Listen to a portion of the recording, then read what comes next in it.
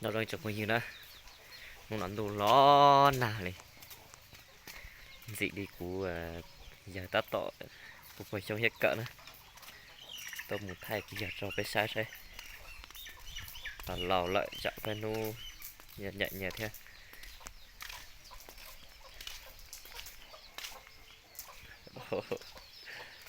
ta tội hết cỡ đây giờ nè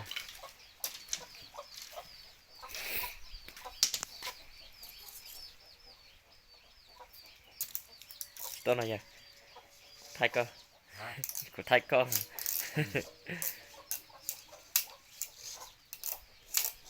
ta tội mình trong này nữa trong nó mà Tật giống kia. Lọ đồ. Con trâu kia. ta tội mỗi lần nó mà giờ mua cho là phô tế xịt tế phô mềm mềm mày xéo vào lúc cận này nó chỉ chống nó nó đủ là lo nà theo chỉ bỏ áo áo chỉ kìa nó tới rút rõ nữa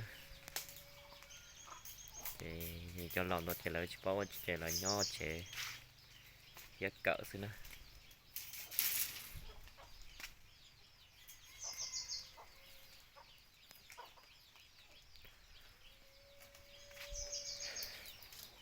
ta tọt chạy chào này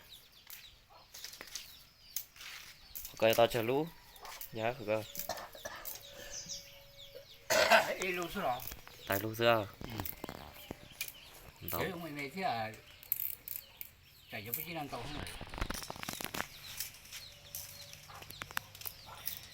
cho nó thật trò xưa này tại lúc cỡ xưa này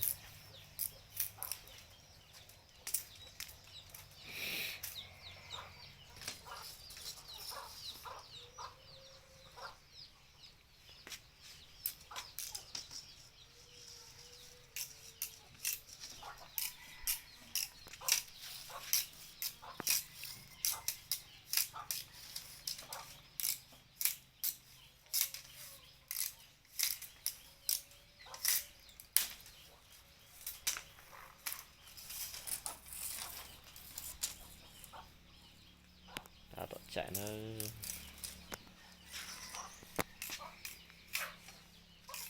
ok nó từ xưa này ta tọt chạy chạy chào nó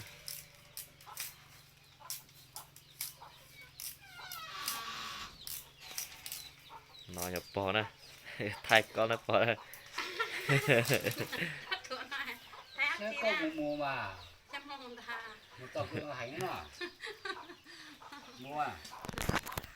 Ôi ra răng mặt thay mà. Đất. Wow, nhập con nhập con này. Thay hấp gì.